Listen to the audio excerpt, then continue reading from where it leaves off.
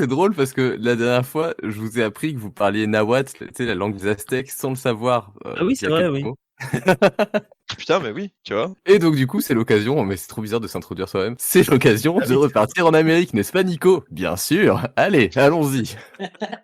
Le 17 octobre 1492, Christophe Colomb et son équipage ont atteint les îles Lucaï, au nord des Caraïbes. Et au contact des populations locales, qui s'inscrivent dans le réseau culturel Taïno, que vous devez connaître j'imagine, il rapporte dans son journal que ces peuples possèdent des chiens. Il est même fait mention de deux types de chiens différents. Les uns sont décrits comme des matins et les autres des blanchets, soit plus simplement, dans notre langage actuel, des gros chiens et des petits chiens. Et ils ont une curieuse particularité. En fait, ces chiens n'aboient jamais, et ils émettent seulement des grognements. Plus tard, Christophe Colomb note à nouveau cette spécificité, mais cette fois dans les îles des Grandes Antilles, à Haïti et à Cuba. Et ce n'est pas le seul. En fait, tous les Espagnols qui vont lui succéder au début du XVIe siècle sont aussi fort intrigués par ces chiens qui sont dits muets. Ils sont élevés dans les villages et les maisons autochtones, un peu partout dans l'ensemble des Caraïbes.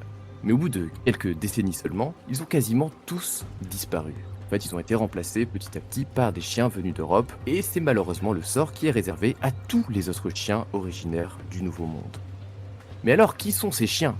D'où viennent-ils? Et quel est leur rôle dans les sociétés humaines? Et surtout, pourquoi est-ce qu'ils aboient pas? Cela est bien mystérieux, n'est-ce pas? oui. Donc c'est le moment d'entrer dans le vif du sujet et de remonter le temps jusqu'à l'époque reculée de la chronique de Jules sur la découverte de l'Amérique. Ah, C'est vrai que c'est très utile pour avoir déjà une idée un peu globale de toutes les problématiques liées au peuplement humain en Amérique. Et à ce jour, en fait, on a de bonnes raisons de penser que les chiens ont accompagné les premières migrations humaines depuis l'Asie à travers la Béringie, qui est cette terre qui était émergée au niveau du détroit de Bering à l'époque de la dernière glaciation. Mais le problème, c'est qu'on n'a aucune preuve matérielle directe de ça. Du point de vue de l'archéologie, en fait, les plus anciens restes de chiens qui ont été découverts sont datés autour de 10 000 ans pour l'Amérique du Nord, donc soit plus de 4 000 ans après l'immersion de la Béringie. Pour l'Amérique du Sud, le chien domestique se retrouve à une date encore plus tardive, vers la fin du 3e millénaire, avant notre ère, et correspond à peu près à l'époque des premières sociétés d'agriculteurs. Plusieurs techniques ont donc été mises en place par les chercheurs afin d'en savoir plus sur l'origine du chien, sa place dans les cultures et les sociétés humaines, et compléter cette chronologie qui est très lacunaire.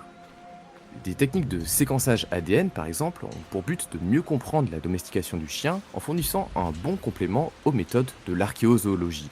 C'est un sujet de recherche qui est encore très actuel et comme vous verrez, en fait, il y a des résultats qui sont plutôt très prometteurs. On va pas revenir non plus sur l'origine de la domestication du chien ici même, et si ça vous intéresse, je vous renvoie à un très bon épisode qui a été fait entre le chat-huant et de tout et de rien, sur le film Alpha, qui fait état un peu des connaissances actuelles sur la domestication du chien à la préhistoire. En tout cas, moi je vous ai écouté, j'ai adoré. Ah, bah Et j'ai- merci. Donc on va juste garder simplement en tête que l'objectif premier de la domestication d'une espèce, c'est de modifier son comportement pour l'adapter à un mode de vie humain, en favorisant certains traits. Par exemple, une descendance qui va être marquée par une diminution de l'agressivité et de la peur de l'humain. Et dans un second temps, et sur une durée parfois très longue, la physiologie de l'espèce va se modifier. C'est le cas du chien par exemple, et ça pose pas mal de soucis, puisqu'il peut être parfois très difficile de distinguer le corps d'un chien de celui d'un loup pour des périodes qui vont être très reculées. La morphométrie géométrique tente de pallier ce défaut en étudiant la formation des éléments d'un squelette pour pouvoir distinguer des espèces proches. Il devient ainsi possible de souligner des divergences et de les mettre en relation avec des pressions de sélection qui sont liées à la domestication. Les analyses biogéochimiques fournissent également des données qui sont très pertinentes. La composition en isotopes stables des éléments d'un squelette peut donner par exemple des informations sur le régime alimentaire de l'animal et peut permettre de mettre en évidence son éventuel degré de cohabitation avec des humains, voire sa domestication tout court. D'un point de vue archéozoologique, la domestication elle peut se voir par la présence d'animaux et d'humains dans une même couche stratigraphique. Et on a aussi les représentations iconographiques qui peuvent donner d'éventuels indices qui peuvent être pris en compte. Et en soi, en fait, il n'y a aucune méthode seule qui n'apporte de réponse définitive, mais c'est le croisement de toutes ces techniques qui permet de donner une tendance. Le séquençage de l'ADN permet quant à lui de comparer des marqueurs génétiques d'individus appartenant à une même espèce. Et ça permet d'identifier l'ancêtre sauvage de l'animal domestique, son habitat originel, ses évolutions, et c'est possible aussi l'hybridation. Cela permet aussi de voir que certains gènes sont associés à des traits préférentiels qui sont choisis ou qui sont modifiés, mais en tout cas liés à la domestication. Du coup, les études ADN, ça permet aussi de distinguer des populations régionales, qui est très utile pour reconstituer par exemple des mouvements de populations animales. Depuis les années 2010 à peu près, les analyses sur le génome sont devenues si précises qu'elles ont permis de remonter l'origine géographique et temporelle de nombreuses espèces et de retracer aussi des réseaux humains de commerce et d'échange qui sont aujourd'hui disparus. En fait, la limite principale de cette méthode, c'est que l'ADN ancien, qui est prélevé dans le collagène de l'os, est très fragile, sensible à la contamination bactérienne et à la dégradation, et sa conservation est très inégale en fonction des milieux et des climats. Mais malgré tout ça, malgré toutes ces techniques, les origines de la domestication du chien sont encore très parcellaires. La divergence entre les lignées du chien et du loup, compris entre une fourchette qui va de 135 000 ans à 11 000 ans, et on connaît encore trop peu la vitesse de mutation de l'ADN chez le chien, et son aire d'origine est encore discutée, bien que l'on puisse dire, sans trop se mouiller, qu'elle se situe en Eurasie, au sens un peu large. Du coup, on peut dire que la diffusion du chien en Amérique est encore très très mal connue à l'heure actuelle. Toujours dans les années 2010, des études sur l'ADN mitochondrial, donc c'est-à-dire l'ADN qui est transmis par la mère, ont pu être réalisées sur un corpus de chiens domestiques retrouvés en contexte archéologique, daté d'avant la période du contact. Et ça a permis de mettre en évidence des séquences génétiques uniques qui ont démontré que moins de 10% des chiens actuels seulement partagent une ascendance avec des chiens précolombiens. Un peu auparavant, dans les années 2000, le séquençage ADN a permis de constater de possibles épisodes d'hybridation entre des chiens et des loups en Amérique du Nord. Et ce type d'hybridation n'est probablement pas quelque chose qui est accidentel. Avec la domestication, les humains ont de nombreuses fois intentionnellement croisé des chiens aux caractères et morphologies différentes ou avec d'autres espèces de canidés dans l'objectif de rechercher des traits spécifiques. Je vais vous donner un exemple qui est assez original, qui remonte au 6e siècle de notre ère, parmi les populations salish. C'est un peuple qui vivait sur la côte nord-ouest des États-Unis et du Canada, qui a perduré jusqu'à l'époque du contact. En fait, ces peuples étaient parvenus à élever une race de chiens bien particulière, qui sont appelés des chiens laineux, et qui servaient à produire de la laine un peu comme des moutons. Et grâce à ça, les salish, en fait, ils ont pu filer et créer des couvertures ou des vêtements avec le pelage de leurs chiens. Et pour maintenir cette race et éviter tout croisement, en fait, les chiens étaient isolés sur des îles ou dans des cavernes. Malheureusement, c'est une race de chien qui a disparu depuis. Ouais, c'est trop stylé comme chien, putain. C'est ingénieux, hein. Grave. Jusque dans les années 2000, le plus ancien spécimen de chien domestique en Amérique avait été découvert dans une grotte de l'Utah, et il remontait à 9900 ans, et à ce moment, en fait, l'hypothèse que les chiens aient pu suivre les premières migrations humaines à travers la Béringie n'était pas celle qui était privilégiée, parce que du coup, la réalité archéologique contredisait un petit peu cette hypothèse-là. Il a fallu attendre les années 2010-2020, une période qui est quand même très récente, pour que de nouvelles études permettent de concevoir ce modèle de manière plus solide. Et ce n'est que depuis très récemment, que depuis l'an dernier, depuis 2021, que l'on dispose d'analyses génétiques qui soutiennent que les premières migrations humaines aient pu être accompagnées de chiens domestiques. Elles se basent en fait sur la découverte en Alaska des plus anciens restes de chiens découverts à ce jour. C'est un spécimen qui a été daté aux alentours de 10 000 ans, donc ce qui ne change pas énormément de choses à la chronologie qui était déjà connue, mais c'est surtout grâce au séquençage de son ADN mitochondrial que les chercheurs ont pu apporter de nouvelles informations.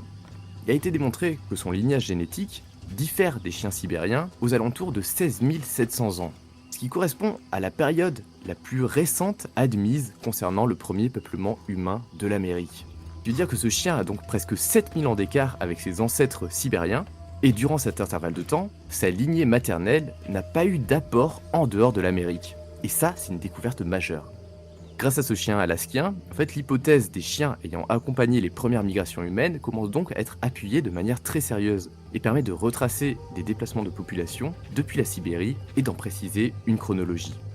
À titre de comparaison, la technique du séquençage ADN a permis en 2020 à faire remonter la présence de chiens domestiques à au moins 23 000 ans pour la Sibérie.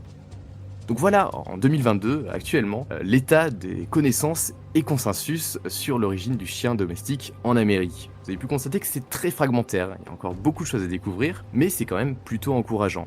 Et d'ailleurs, il est fort possible que dans les années à venir, cette chronologie s'affine encore et que l'on en apprenne plus à ce sujet. Pour l'instant, par rapport à Alpha, j'ai pas trop dit de bêtises, parce que c'est vrai que c'est pas du tout ma spécialité, la préhistoire. Oh, t'as vraiment fait Non, illusion trop cool. en tout cas. Trop cool. Non, ouais. C'est Mika. C'était vraiment bien. Tu les as fait où tes recherches? Tu les as trouvées où?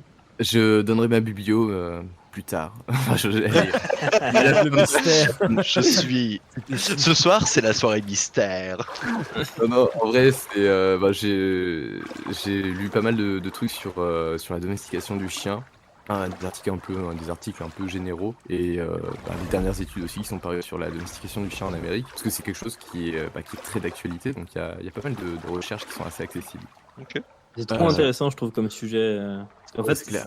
ça fait partie des trucs où tu te dis, je sais pas, ça va être évident vu que c'est un animal qui est tellement proche de nous tout le temps et tout. Et en C'est fait, il ça. y a tellement de zones d'ombre sur l'histoire du chien, c'est trop bien. C'est encore très très mal défini, la chronologie juste. La chronologie humaine, elle présente des lacunes de ouf, mais celle des chiens, c'est encore pire en fait. Celle des animaux. Parce que c'est un animal qui à l'origine bouge beaucoup et qui finalement tu te rends compte. Et en fait, tu sais pas à quel moment la limite c'est bouge beaucoup pour lui, bouge beaucoup parce qu'il suit. Tu vois, effectivement, genre, c'est des questions qui sont intéressantes. Tout à fait. Et on va aller encore plus loin. Parce que d'un point de vue plus historique et archéologique, et pour rester un peu en lien avec notre anecdote du début, concernant le contact, il est clair que le chien possède une place bien particulière dans les sociétés et les cultures américaines. Le lien partagé entre l'humain et le chien va au-delà des activités de la vie et se retrouve jusque dans la mort, que ce soit au niveau des tombes retrouvées associant chien et être humain, ou au niveau symbolique dans les mythes des cultures locales. Par exemple, il y a un type de chien originaire du Mexique qui est reconnaissable à son absence de poils et qui est connu de nos jours sous le nom de chien nu du Mexique ou Cholo, qui est un raccourci de Xoloitzcuintle. Ce nom, c'est une référence au dieu aztèque Xolotl, qui est le dieu en fait du monde des morts. En 2022, il y a une étude, donc cette année, il y a une étude phylogénétique des mythes autour du chien, donc c'est-à-dire basée sur les statistiques de la récurrence de certains mythes dans les sociétés humaines, qui a permis de faire remonter au paléolithique le lien entre le chien domestique et la mort, avec une probabilité de 75%, et ainsi apporter des indications sur la diffusion du chien à travers le monde.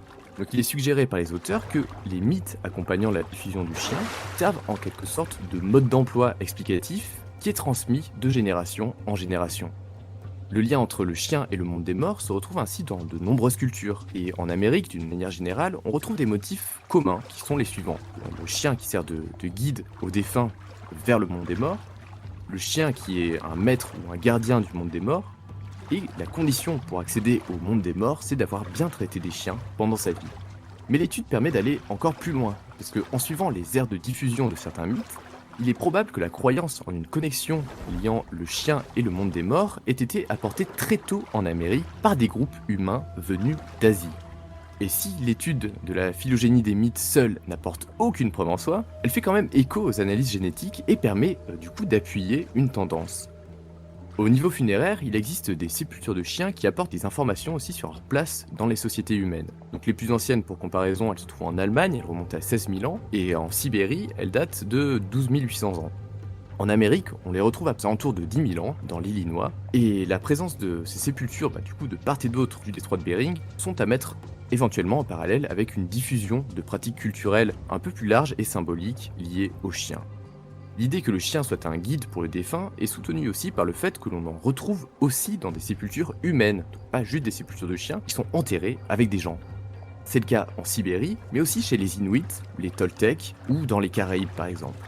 Mais la position plutôt prestigieuse du chien liée à la mort, en fait, c'est que l'un des deux seuls aspects de cet animal que l'on a tendance à retrouver un peu partout en Amérique. Parce que si l'on revient en fait sur les chiens mexicains Cholo par exemple, ils sont également élevés par les Aztèques pour servir de nourriture. En Amérique centrale, c'est une pratique qui est assez courante. Il est plutôt commun de retrouver des os de chiens présentant des traces de boucherie en contexte archéologique. Et je ne sais pas s'ils avaient un langage particulier, les bouchers de l'époque, mais en tout cas, ils consommaient des chiens. Oh. Le loup même aztèque, putain, alors le combo ultime quoi. Et en Amérique du Nord, les chiens semblent être consommés, mais de manière un peu plus occasionnelle. Dès la période du contact, il a été rapporté par les Espagnols que des chiens étaient élevés pour servir de nourriture aux populations des Caraïbes. Des chroniqueurs en ont même goûté en comparant volontiers le goût à celui d'un chevreau. Dans les petites Antilles, il semble exister une corrélation assez marquée entre la taille des chiens et là où on les retrouve en contexte archéologique. Les chiens les plus petits ont tendance à se trouver dans des dépôts, donc clairement identifiés comme ayant servi de nourriture, tandis que les chiens les plus gros sont associés à des tombes humaines. Et c'est pas sans rappeler en fait les deux types de chiens mentionnés par Christophe Colomb dans les Lucailles. Et ça, ce serait juste trop bien en fait de pouvoir faire un lien aussi clair entre un texte et l'archéologie. Sauf que c'est pas si évident que ça. À ce jour, cette corrélation sur la taille des chiens n'est démontrée par l'archéologie que dans les petites Antilles. Donc on est à 1500 km au sud des Lucailles, et dans des périodes qui sont bien antérieures au contact, soit au plus tard au premier millénaire de notre ère. Donc encore une fois, peut-être que de futurs éléments pourront permettre de faire des rapprochements, ou peut-être pas d'ailleurs. D'une manière générale, le chien est très présent dans l'art en fait des peuples des Caraïbes. On le retrouve sous la forme d'amulettes ou de pendentifs en os, en bois ou gravés sur de la pierre, et sur des décors de céramique aussi, ou même sous forme de figurines. Et d'ailleurs, les amulettes retrouvées en contexte funéraire sont actuellement interprétées comme pouvant probablement servir de substitut à un vrai chien en tant que guide pour accéder à l'au-delà. Mais de notre récit d'introduction, il reste encore une question à laquelle nous n'avons pas encore apporté de piste de réflexion. C'est pourquoi les chiens des Caraïbes n'aboient pas. Bordel. D'un point de vue génétique, les populations de chiens retrouvées dans les Caraïbes partagent une même signature génétique que les chiens d'Amazonie, suggérant qu'ils aient accompagné les humains au cours du premier millénaire avant notre ère, soit bien avant les premières vagues de peuplement des Caraïbes, et à la suite de l'arrivée des chiens dans le bassin amazonien, donc aux alentours du deuxième millénaire avant notre ère. D'un point de vue ethnographique, les chiens domestiques en Amérique présentent des comportements qui sont très différents des chiens européens. Donc il n'y a pas que l'absence d'aboiement qui étonne les premiers Espagnols, mais la manière même dont les chiens côtoient les humains. En fait, ils vivent dans les villages en totale liberté, à la fois décrits comme fouillant des tas de déchets et mangeant aussi dans le même type de vaisselle que les humains. Certains récits racontent même que les chiens sont autorisés à dormir dans des hamacs et parfois boivent le lait de femmes. Au quotidien, le chien sert également à chasser les rongeurs de grande taille, en particulier dans les îles, il s'agit des outia, donc vous pouvez taper outia, c'est un énorme rongeur qui rôde autour des habitations. Parallèlement à ça, il ne semble pas y avoir de lien émotionnel fort comme il pourrait y avoir en Europe entre un chien et son maître. Parallèlement à ça, il ne semble pas y avoir de lien émotionnel fort comme il pourrait y en avoir en Europe entre un chien et son maître. En fait, ce sont d'autres types de relations qui sont à l'œuvre en adéquation avec une conception du monde qui est différente. Un chien n'appartient pas à un individu dans une société où la propriété privée ou individuelle n'existe pas. Si le chien se retrouve dans des tombes humaines, ce n'est pas en tant que compagnon d'un vivant, mais comme un gardien aux propriétés surnaturelles, un guide dans la mort pour le défunt. Et ces concepts se retrouvent partagés sur des aires culturelles qui sont très vastes. Dans les Caraïbes, notamment grâce à l'important réseau existant, je vous renvoie à ma chronique sur les Taïnos si vous voulez en savoir plus, et en Amazonie en tant que région culturelle connexe, et bien sûr en Amérique centrale avec notre exemple chez les Aztèques. Le chien y possède une symbolique et une connotation qui est similaire, donc savoir un guide dans l'au-delà et une source de nourriture, accompagnant donc les humains tout au long de la vie et de la mort. En outre, les Espagnols, dès le XVIe siècle, les comparent à des petits loups, car s'ils ressemblent bien en apparence à des chiens, ils agissent comme des animaux sauvages, à l'exception du fait qu'ils vivent parmi les humains. Et à la fin du XIXe siècle, il y a des chercheurs qui émettent l'hypothèse qu'ils aient pu être confondus avec de véritables loups, des renards ou alors d'autres canidés qui auraient été domestiqués, ou alors des croisements hybrides entre ces espèces. Comme on l'a vu, l'hypothèse ne tient pas vraiment la route depuis l'apparition des analyses génétiques. Et pourtant, rappelez-vous que le séquençage de l'ADN du chien en Amérique du Nord a pu montrer de possibles hybridations épisodiques avec des loups. Et sans parler de véritable domestication d'autres espèces, en fait ça a amené en 2016 un anthropologue canadien qui s'appelle Peter Stahl à suggérer que des canidés ont parfois pu être apprivoisés, voire croisés avec des chiens. Et du coup il prend pour contexte des zones bien précises, les Caraïbes et l'Amazonie. C'est pour ça que j'ai un peu insisté sur ces régions-là, où les chiens sont arrivés très tardivement dans l'histoire humaine, et où il est raisonnable de considérer qu'ils étaient plus difficiles de s'en procurer, comparé à d'autres régions dans lesquelles les chiens domestiques étaient plus adaptés. Et son hypothèse est que cette difficulté a amené les humains à se tourner de manière ponctuelle vers d'autres canidés. En se basant sur les premières descriptions des explorateurs occidentaux, il a retracé un peu le portrait robot des premiers chiens rencontrés, donc un animal de petite taille, inférieur à ceux des colons, dont la couleur semble assez variable, et avec des petites oreilles pointues. Ils sont plutôt craintifs et silencieux, comme on a vu. Au XIXe siècle, c'est l'absence d'aboiement qui était l'argument numéro 1 en faveur de l'hypothèse de la domestication d'autres canidés. Mais de nos jours, on sait que l'aboiement est un comportement que l'on retrouve chez tous les canidés sauvages, comme domestiques, bien qu'il soit différent selon chaque espèce et en fonction des situations. Donc si les chiens domestiques aboient davantage, c'est parce que c'est un trait qui a été tout simplement privilégié au contact des êtres humains, dans un but à la fois communicatif et de comportement, que ce soit entre les chiens entre eux ou avec les humains. Mais les humains peuvent aussi choisir de sélectionner des animaux qui ont des traits différents, comme un aboiement réduit pour ne pas se faire repérer par des ennemis ou des prédateurs par exemple, c'est le cas chez les Inuits, et un chien peut aussi tout à fait être éduqué individuellement à ne pas aboyer. Cependant, deux canidés endémiques d'Amérique du Sud, qui se retrouvent au nord du continent et sur le littoral caribéen, vraiment dans les zones qui nous intéressent, ont la spécificité d'avoir des vocalisations très particulières. Du coup, c'est parti pour l'instant animaux mignons de cette chronique, donc soyez prêts à taper le nom des animaux dès qu'ils apparaissent. Je suis au taquet. Le renard crabier est un type de renard qui vit généralement par groupe de deux. Lorsqu'ils sont séparés, ils émettent des sons qui sont semblables à des bruits d'oiseaux afin de maintenir le contact entre eux. Ils émettent également des sortes de gémissements, mais les adultes n'aboient généralement que dans le cas très précis où les petits pourraient être en danger quand ils sont dans leur nid. Il y a aussi le chien des buissons, qui est au contraire une espèce de canidé très sociable. Ils chassent en petits groupes, ils émettent toutes sortes de vocalises, dont des aboiements face à des Oh. situations inconnues, Oh ou là encore là, chaleur on dirait un ours. des conflits, et ils émettent un éventail élaboré de sons différents afin de faciliter la communication au sein du groupe, ce qui est adapté à leur environnement d'origine, qui est la forêt. J'aurais dit C'est fou, loutre. comme animal.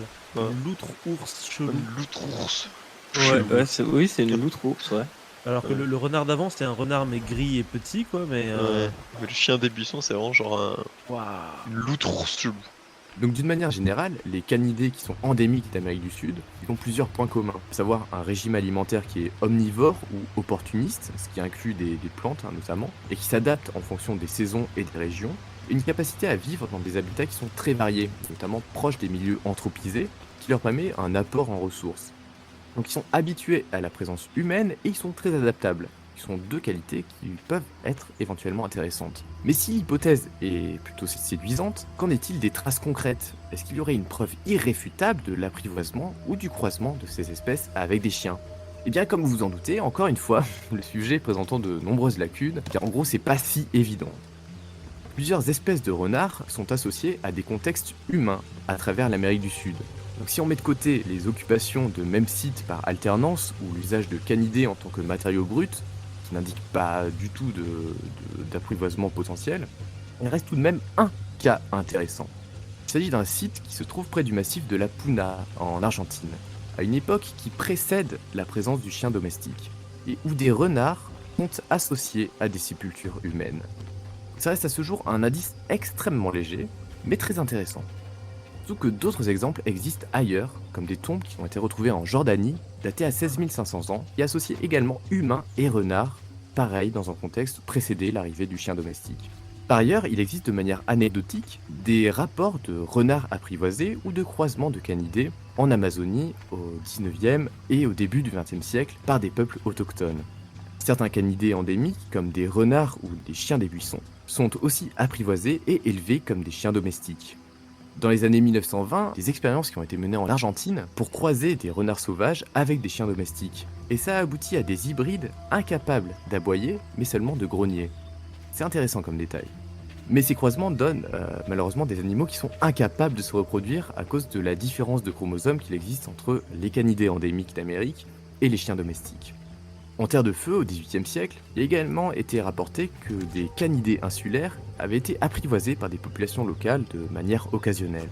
Et au début du XIXe siècle, il existe des mentions de chasseurs de peuples amazoniens qui utilisaient des aguaras. Les aguaras, ça désignait dans leur langue des loups à crinière apprivoisés ou croisés avec des chiens.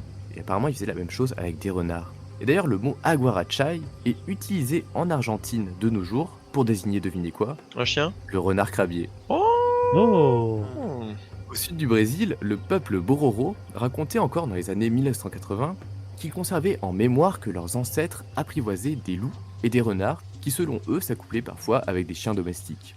Et au nord de l'Amazonie, c'est Charles Darwin qui mentionne en 1868 que les renards crabiers sont apprivoisés et parfois croisés avec des chiens. Il dit que cette pratique est connue en Guyane depuis au moins le XVIIIe siècle et que les peuples arawaks faisaient ça de manière traditionnelle pour obtenir de meilleurs animaux ou pour des échanges. Donc, l'anthropologue recense ainsi plusieurs données qui pointent dans le sens que le renard crabier apprivoisé ou croisé avec un chien pouvait éventuellement être quelque chose de courant et connu des populations autochtones à travers le temps, probablement en lien avec des pratiques de chasse.